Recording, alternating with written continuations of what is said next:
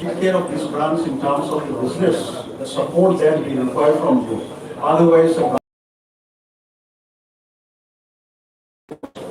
so my special request to the executive member is also that certain, special attention can be given in terms of deposits and others, so that our lending, because if we have the fund, then only we can go for lending to the public in various sectors, in various activities. So once again, I really appreciate your time for all of you to have come and raise these functions. Thank you.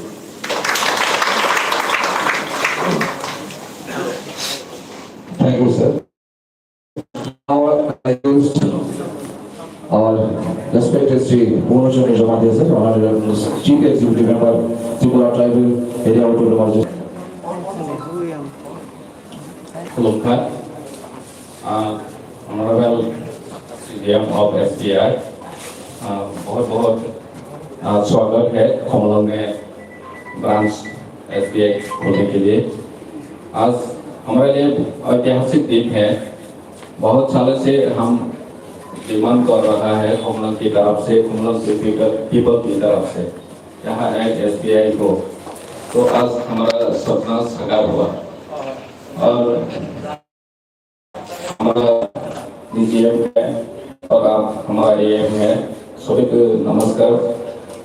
और भी हमारा official staff है, MBC से security forces का अधिकारी है, सभी को पहले नमस्कार।